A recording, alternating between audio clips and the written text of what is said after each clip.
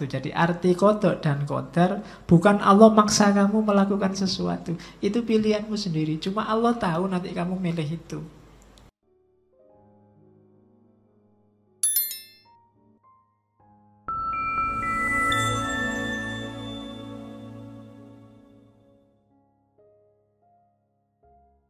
Oke, bismillah.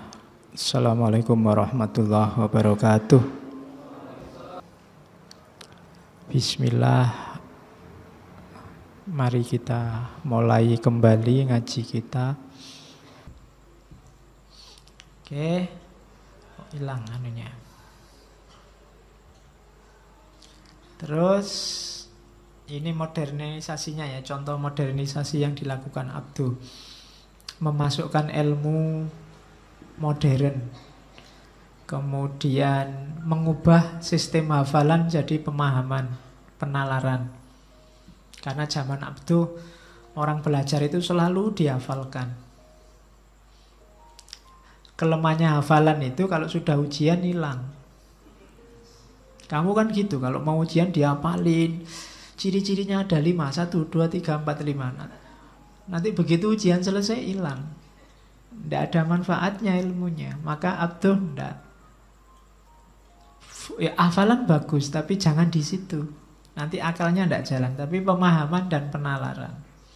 Terus menghidupkan metode diskusi biar orang tidak taklid, dibahas. Diskusi munadzarah. Kita adopsi itu di sini. Kalau di UIN ada istilah munakosah. Jadi munakosa itu bukan pembantaian, tapi diskusi.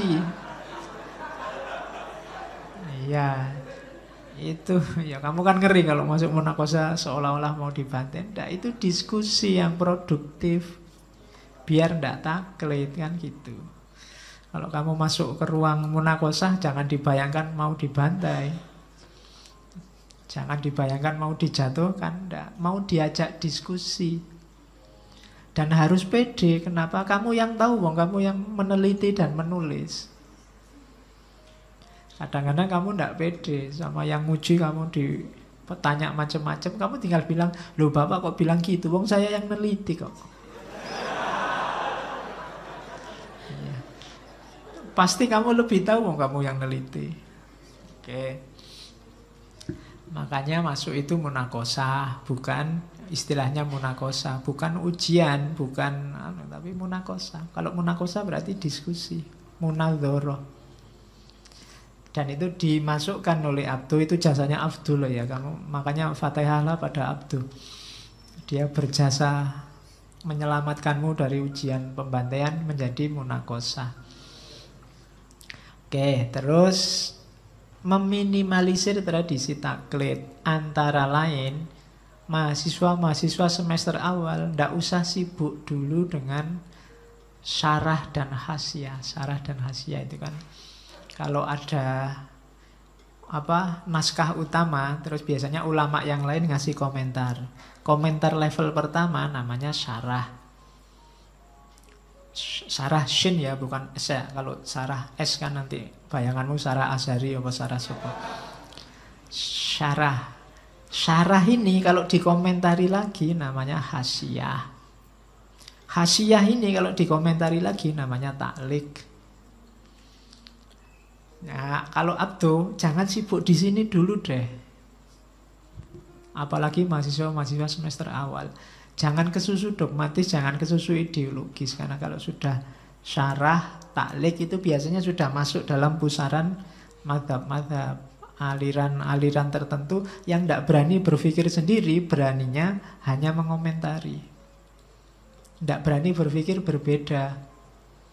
Mahasiswa harus mandiri, harus produktif. Maka yang semester-semester awal dilatih berpikir dulu. Di beberapa negara yang saya tahu, ada yang mahasiswa itu mengambil jurusan itu sekitar setelah tahun-tahun pertama, tidak sejak awal kuliah.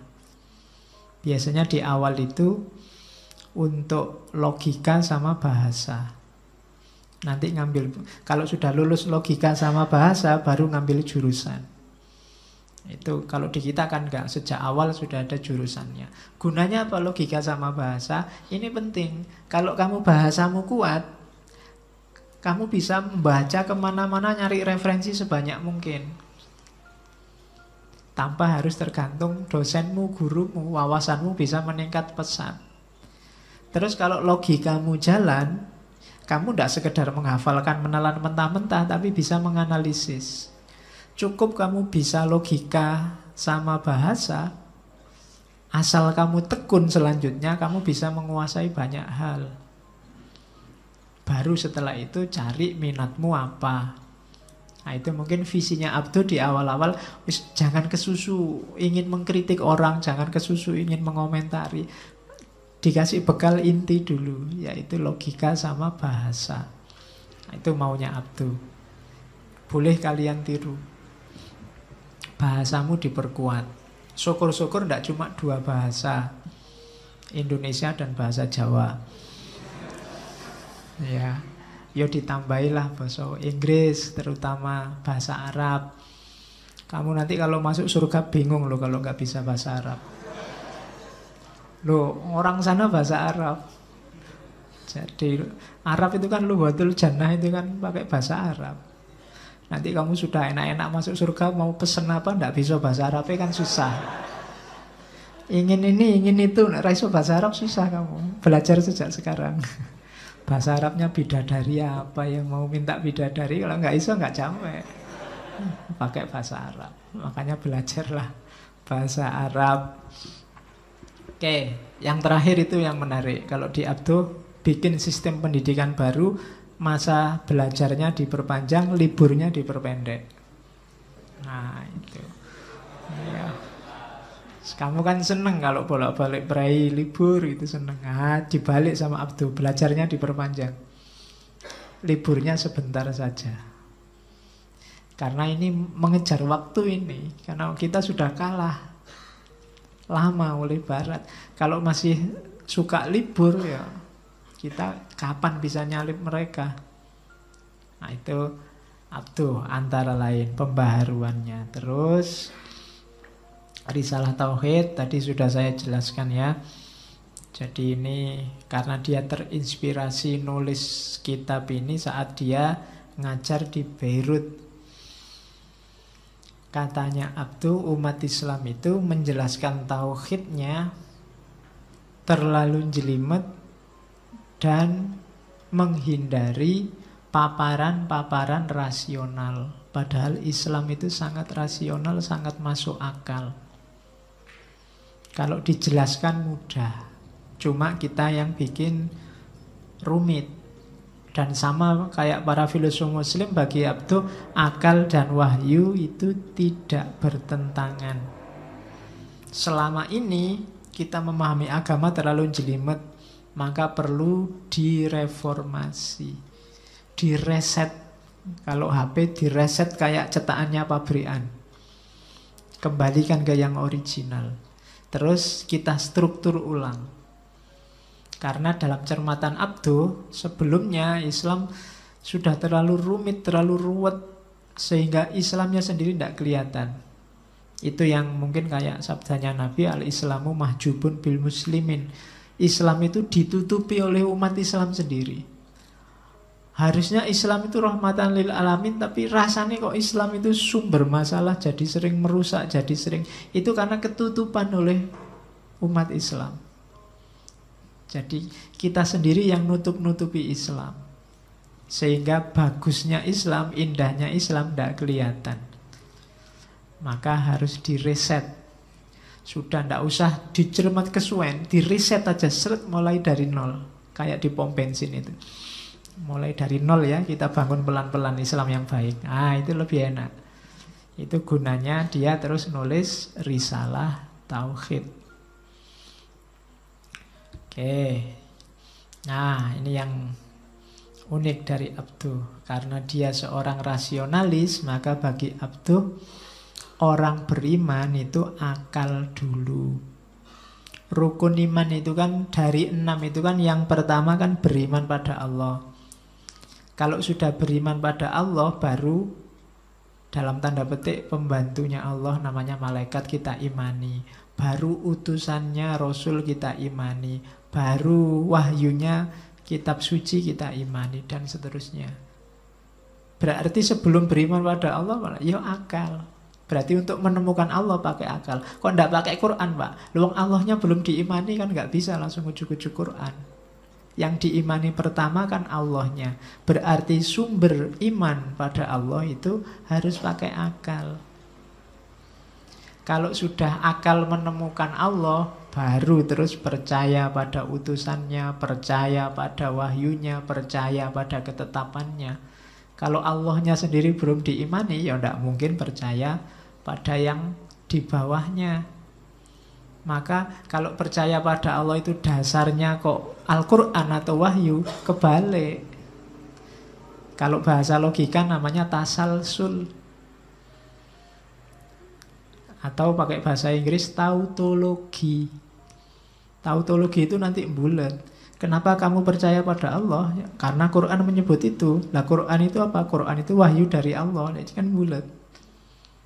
Harusnya katanya Abdul percaya pada Allah itu temukan Allah dengan akal budimu. Pasti ketemu. Karena satu-satunya yang bisa ditemukan akal tanpa perdebatan antara Mu'tazilah, Asy'ariyah, Maturidiyah adalah bahwa Allah itu ada. Keberadaannya Allah itu, tiga aliran yang tabrak, yang sering konflik itu sepakat bahwa akal bisa menyimpulkan bahwa Tuhan itu ada. Baru setelah itu percaya hal yang di bawahnya. Kalau enggak, jatuhnya tautologis, jatuhnya tasalsul. Tasalsul, tautologi itu kalau dalam filsafat kan mikir bulat, enggak jelas awal dan akhirnya. Ya contohnya mikir bulat itu sering saya contohkan ya, semua yang di ruangan ini pembohong.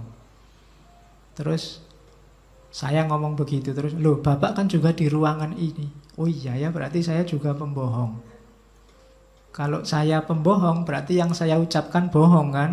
Kalau saya ngomong semua yang di ruangan ini pembohong, berarti saya bohong, berarti semua yang di ruangan ini jujur. Cuma kalau saya artinya semua yang di ruangan ini jujur, loh saya kan juga masuk jujur berarti kan. Berarti kalau saya jujur, yang tak ucapkan tadi benar. Semua yang di ruangan ini pembohong. Loh sing bener sing di terusan. Itu bulat namanya tautologi. Kapan-kapan ya belajar logika lagi. Dulu di awal-awal ngaji, sesi-sesi pertama, kedua, ketiga kita ada materi pengantar logika. Jadi katanya Abduh, dalam hal iman kepada Allah, Islam bergantung hanya pada pembuktian rasional, bukan pada kejadian supernatural atau suara dari langit. Kaum muslim umumnya sepakat bahwa urutan iman pada Allah mendahului iman kepada Rasul. Karena itu tidak tepat kalau dikatakan dasar iman pada Allah mengacu pada risalah utusannya. Justru sebaliknya, seseorang mesti beriman dulu pada Allah sebelum beriman pada kenabian utusannya. Biar tidak kebolak-balik. Gunakan akalmu, temukan Allah. Kalau sudah ketemu Allah, baru oh Allah itu ngutus nabi, oh Allah itu menurunkan wahyu, Allah dibantu para malaikat, Allah menetapkan takdir dan seterusnya. Baru masuk akal. Tapi kalau percaya pada Allah karena Allah menurunkan wahyu, itu agak bingung. Dasarnya sesuatu yang belakangan itu tidak masuk akal. Tasalsul. Jadi beriman itu akal dulu. Nah, ini agak kontroversial zaman itu. Zaman ini pun mungkin begitu bagi kelompok tertentu yang tidak terlalu suka dengan akal. Itu bisa kalian cek di Al-Islam wan Nasroniyah dari Abduh. Terus ini juga ajaran terkenal, banyak dikutip orang. Kesempurnaan Islam. Jadi Abdul menjelaskan Allah itu menurunkan agama bertahap sesuai kematangan manusia. Dan puncaknya yang paling sempurna itu Islam. Jadi perkembangan agama itu mirip perkembangan manusia. Dari kanak-kanak jadi dewasa. Fase kanak-kanaknya agama itu Yahudi. Apa? Yahudi itu banyak sekali perintah dan larangan. Kalau kalian minat, coba cek fikihnya. Ya, nggak ada fikih ya kalau Yahudi. Ya, hukum agamanya Yahudi itu macam-macam. Sholatnya aja ada kayak kalian, macam-macam. Hukum fikihnya kuat. Jadi basis agamanya itu perintah dan larangan. Kayak anak kecil. Anak kecil itu kan diperintah dan dilarang karena akalnya belum jalan. Jadi itu agama awal, versi awal. Terus ketika sudah remaja, dia tidak lagi butuh diperintah dilarang, sudah bisa bantah. Pendekatannya harus pendekatan kasih sayang untuk menyentuh hatinya. Itulah agama Kristen. Ditampar pipi kiri, kasih pipi kanan. Kalau sudah ditampar kanan, kasih. Pokoknya biar kamu ditampari terus, enggak apa-apa, kasih sayang. Ini fase remaja. Remaja itu kan masih ABG. Ya mungkin sampai usia-usia kalian itu kan masih sensitif, suka baper. Nah, kalau agama itu Kristen. Kristen itu kan kasih sayang, main perasaan. Nah, itu agama versi remaja. Itu Kristen. Puncaknya Islam. Al-yauma akmaltu lakum dinakum itu. Jadi kalau Islam ini sudah dewasa.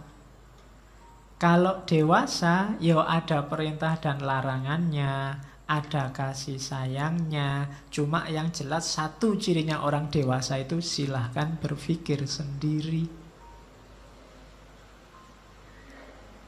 Itulah dasarnya kenapa Abdul menyebut Islam itu agama yang sangat rasional, sangat masuk akal, dan sangat mendorong penggunaan akal. Karena memang karakter kesempurnaannya Islam di situ letaknya. Kalau cuma perintah dan larangan fikih, mirip-mirip saja kayak Yahudi juga ada perintah dan larangan. Kalau urusan batin, kasih sayang, cinta dan macam-macam, Kristen juga kuat di situ. Istimewanya Islam apa? Akalnya jalan. Jadi sempurnanya Islam kalau orang akal budinya jalan. Kalau akalnya jalan ya ngerti dia kapan harus pakai perintah dan larangan, kapan harus kasih sayang yang dipakai. Bukan berarti dibuang, tapi sekarang dia ngerti timing, ngerti kapan dipakai. Dan itu cirinya Islam.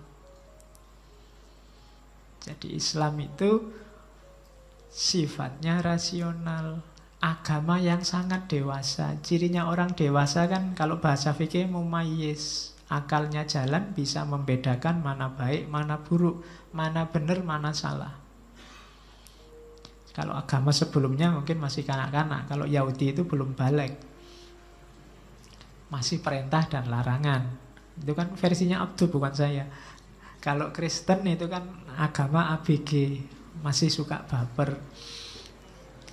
Nah, Islam sempurna, itu kan bahasa lainnya begitu.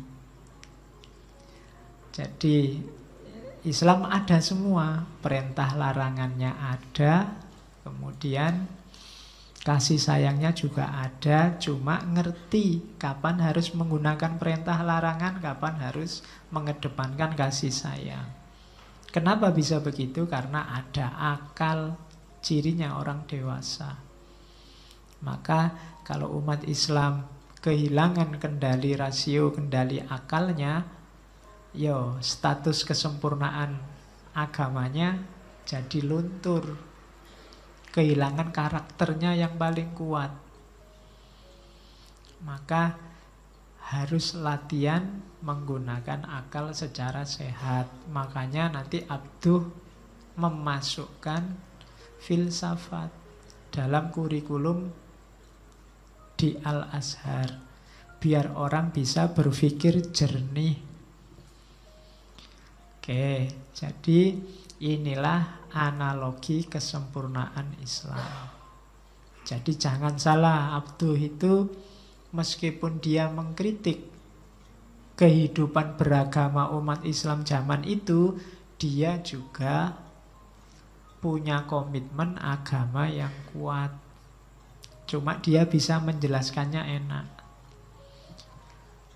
Oke, terus maka umat Islam butuh strategi untuk kebangkitannya, salafiyah. Cuma salafiyah dalam definisinya Abduh agak beda dengan salafiyah sebagai klaster aliran madhab dalam ilmu kalam. Orang banyak miss ya, istilah salaf itu macam-macam definisinya. Ada salafi itu, salafiyah itu ya aliran. Tokohnya Imam Ibnu Taimiyah, Imam Ahmad bin Hambal, itu aliran kalam. Ada salaf itu yang dirujuk salafus soleh, para ulama generasi sahabat, tabi'in, tabi'it, tabi'in. Itu biasanya disebut salafus soleh. Makanya kalau ada pondok pesantren salaf, itu jangan dituduh, wah ini pondok keras, ini mesti pondok Wahabi. Enggak, itu pondok pesantren salaf itu berarti pondok pesantren yang menghidupkan kembali ajaran Islam dari generasi ulama salaf. Biasanya salaf itu nanti lawannya kholaf. Kalau kholaf itu ada yang pasca tabi'in, ada yang pasca tabi'it tabi'in disebut kholaf. Salaf dan kholaf. Tapi ada juga salafiyah itu aliran dalam kalam yang jargonnya kembali pada Quran dan Sunnah. Ya contohnya gagasannya Imam Ibnu Taimiyah, gagasannya Imam Ahmad bin Hambal dan para pengikutnya, termasuk yang populer sekali Wahabiyah. Wahabiyah itu ada aliran salafiyah yang mendapat aksentuasi politik. Apa aksentuasi itu? Mendapat tekanan di level politiknya. Kapan-kapan belajar. Oke. Cuma ya kalau kapan-kapan ngaji filsafat ini temanya macam-macam, jangan dianggap diajari ya. Nanti misalnya ada tema Wahabi terus wah diajari Wahabi. Kalau kayak gitu, sejak lama kita rusak. Karena dulu ada tema ateis segala, ada tema komunisme segala. Berarti diajari jadi ateis, diajari jadi komunis. Yuk kita levelnya ilmu, biar luas wawasanmu, biar kamu tidak maki-maki orang tanpa tahu hakikatnya apa.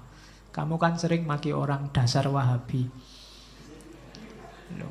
Untung orangnya tidak tanya Wahabi itu apa. Tanya kamu bingung sendiri nanti. Oke, bayangkan salafi saja kan kita juga gitu. Abduh punya definisi sendiri, gaya salafinya Abduh. Yang pertama jelas, akidahnya salafus soleh. Jadi untuk meneladani para salafus soleh, generasi sahabat, tabi'in, tabi'it, tabi'in, tapi yang diteladani apa? Semangat progresifnya. Mereka itu luar biasa menyelesaikan problematika umat zaman itu dengan dasar Al-Quran dan hadis dan sunnah. Itu kan semangat yang luar biasa. Hari ini kita tidak begitu. Kita hanya ikut saja kata mereka, ikut saja pendapat mereka. Salahnya di situ. Itu yang nanti dikenal sebagai taklid. Taklid itu bukan salah para ulama salafus soleh yang kita takliti, tapi salah kita yang tidak aktif, tidak produktif, tidak kreatif. Kita bisanya cuma manut. Padunya kita males, tapi terus Gayane pintu ijtihad ditutup, itu kan kasarannya ngono. Jadi ndak, kita akidah salafus soleh ya diambil semangat progresifnya. Setelah itu dengan semangat ini kita berprinsip anti taklid. Jadi jangan hanya bisanya ikut-ikutan. Setiap orang punya tanggung jawab untuk beragama, dan beragama secara bertanggung jawab. Itu antara lain jangan taklid. Terus rasional, katanya Abduh, beragama kuncinya di rasional. Bentuknya apa? Ijtihad. Itulah salafiyah. Jadi jauh dengan pendapat aliran salafi yang versi Ibnu Taimiyah dan kawan-kawan tadi, meskipun ada beberapa yang sama. Oke, terus menjauh dari taklid, ciri-cirinya taklid apa? Ciri-cirinya taklid itu mengagung-agungkan para leluhur dan guru secara berlebihan. Menghormati guru ya, menghargai orang-orang terdahulu ya, tapi jangan diagung-agungkan berlebihan. Mereka orang baik pasti, para alim, para ulama di masa lalu.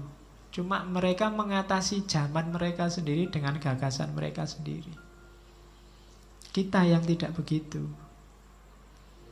Kita hanya mandek di pikiran dan gagasan mereka. Itu namanya taklid. Mendewa-dewakan pemuka-pemuka agama masa silam. Kita anggap sudah final, sudah sempurna. Itu namanya taklid. Loh Pak, kalau memang rasional, masuk akal, dalilnya kuat, kita punya pendapat sama kan tidak apa-apa, tidak apa-apa. Yang tidak boleh itu kita tidak tahu apa-apa. Apakah yang diomong benar atau salah kita juga tidak paham. Sing penting karena ustadz itu, ulama itu, kiai itu idolaku, maka semua gagasannya harus tak anggap benar. Keliru sekalipun harus tak belani. Itu sudah taklid. Apalagi kan sekarang banyak tuh kalau sudah mengidolakan tokoh siapa, kiai siapa, ustadz siapa, terus jadi tidak kritis. Kita posisikan mereka sebagai bukan lagi manusia. Kalau manusia biasa kan bisa salah. Kalau salah ya kita ingatkan. Tapi kalau sudah mengidolakan, kita biasanya sudah ora iso salah. 100% dia harus benar. Kalau ada yang coba-coba mengkritik, habis. Mesti itu grup sana yang sukanya mengkritik. Ngono wis. Kita mikirnya begitu. Nah, itu berarti apa? Penyakit yang paling berbahaya yang dulu diidentifikasi oleh Abduh namanya taklid. Ciri taklid yang ketiga adalah kamu tidak mau berpikir sendiri. Takut dibenci orang, takut dikritik orang kalau menggunakan pikiran kita sendiri. Sebenarnya menurut saya yang kayak gitu tidak cocok Pak. Cuma kalau saya ngomong, saya nulis, habis saya dikritik. Nanti saya dikucilkan. Nanti saya nggak dianggap kelompoknya. Nanti saya, ya sudah. Berarti kamu sedang kena penyakit taklid. Kita kan sering begitu. Sebenarnya tidak setuju, sebenarnya tidak cocok, tapi tidak berani ngomong. Apalagi kalau hubungannya sama orang tua-tua kita sendiri, ya habis kita. Janganlah takut. Nah, ketakutan itu, kultus itu, pengagung-agungan itu cirinya taklid. Jadi tidak kritis. Kita tidak mandiri berpikirnya, hanya ikut. Nah, itu ciri-cirinya taklid. Bukan berarti tidak boleh menyetujui pendapatnya ulama, cocok dengan gagasan ulama tertentu, tidak masalah. Yang tidak boleh itu meyakini kebenarannya mutlak, mendewa-dewakan. Dan kita tidak berani berbeda. Hari ini konflik kita sebagian besar karena kita beda ulama, beda ustadz yang kita takliti. Ada yang idolanya Ustadz A, ada yang idolanya Ustadz B. Itu pun sumbernya hanya YouTube. Tanpa pernah ketemu orangnya, salaman ya udah ngerti, mau cuma dengerin di YouTube. Terus kamu ngeblok Ustadz A, Ustadz B, ikut-ikutan tawuran kalau dia dikritik orang, ikut-ikutan. Itu situasi kita hari ini. Itu pun kalau dituduh taklid tidak mau kita marah-marah. Ya kalian yang taklid itu. Padahal kamu ya taklid. Ya. Oke. Bahkan Nabi pun bilang la tusayyiduni, jangan kamu sayyid-sayyidkan aku. Itu maksudnya ya fair aja lah. Meskipun Nabi ya kadang-kadang keliru. Kan begitu. Minggu lalu ada cerita ketika Nabi ngomong tentang salak itu kan. Ternyata dawuhnya Nabi keliru. Para sahabat, "Loh kok salah Nabi?" "Iyalah, berarti saya memang bukan bidangku. Antum a'lamu bi umurid dunyakum." Di level ini la tusayyiduni, tapi di level yang Allah selalu dikontrol, yang Nabi selalu dikontrol oleh Allah, ya pasti benar. Khususnya urusan agama. Oke, itu ciri-ciri taklid. Jangan taklid. Bahkan ikut Nabi pun harus tahu dasarnya kan. Namanya hadis atau sunnah. Terus gagasannya Abduh tentang perbuatan manusia. Jelas, karena Abduh mendukung akal, berarti manusia itu oleh Allah diberi kebebasan.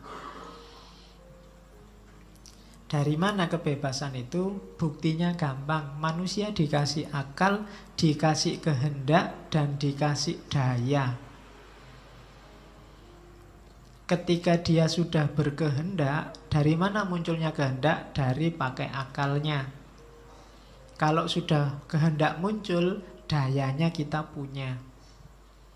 Dan itu semua dikasih oleh Allah. Berarti kita bebas. Binatang, makhluk di luar manusia, tidak ada yang punya daya dan kemauan. Ayam itu tidak pernah punya inisiatif. Mbok kita sekali-sekali demo mogok, tidak usah bertelur. Kok enak manusia membantai kita tiap hari, nah, misalnya. Dia tidak punya inisiatif begitu. Binatang korban itu sudah ngerti mau disembelih, dia tidak punya inisiatif apalah. Mogok-mogok makan apa-apa. Enggak, dia enggak. Manusia yang punya gagasan itu, binatang enggak. Coba kalau sapi itu mau disembelih, ngerti mau disembelih, kita mogok makan aja. Ayo kita, itu. Tapi dia enggak. Ada temannya disembelih, dia masih enak saja makan. Santai saja. Dia enggak mikir bahwa sebentar lagi giliranmu. Mikirnya enggak, kenapa dia enggak punya daya rasional, enggak punya inisiatif, dan tidak punya daya untuk mewujudkan inisiatifnya. Satu-satunya makhluk yang dikasih ini hanya manusia. Itu yang membedakan manusia dengan semua makhluk yang lain. Jadi perbuatan manusia itu bebas. Buktinya ada akal, ada kemauan, ada daya. Dan jangan salah, wahyu Allah, Al-Quran itu berbicara pada akal. Kalau akalnya tidak jalan, ya kita tidak bisa memahami Al-Quran. Jadi orang yang memperdebatkan mana lebih penting, akal atau Al-Quran, itu sebenarnya harus dijelaskan bahwa akal Al-Quran itu kalau tidak ada akal tidak bisa dibunyikan. Dua-duanya penting. Dan akal kalau tidak ada Al-Quran, ya dia tidak punya orientasi, tidak punya arah, tidak punya patokan, tidak punya pedoman. Jadi dua-duanya harus ada. Bahkan tidak ada yang harus dipending, didahulukan, dia tidak. Ya akalnya jalan, ya Al-Quran. Ya Al-Quran, ya akal. Dua-duanya kita butuhkan. Karena Al-Quran khitabnya adalah akal, manusia yang berakal. Makanya Al-Quran sering nyindirkan afala ta'kilun, afala tatafakkarun, afala tatadabbarun. Apa kamu tidak berpikir, apa kamu tidak memperhatikan, apa kamu tidak berakal. Itu kan Quran bolak-balik nyindir kita begitu. Cuma kita yang disindiri, yang sering tidak paham. Apa kamu tidak mikir? Mikir. Cuma ya kita jarang mikir. Yang pakai dalil ini kan paling cak lontong. Bolak-balik dia nyuruh kita mikir. Cuma kita jarang mikir, sukanya taklid, ikut-ikutan. Oke, jadi itu meskipun nanti kebebasan manusia itu dikerangkai oleh takdirnya Allah.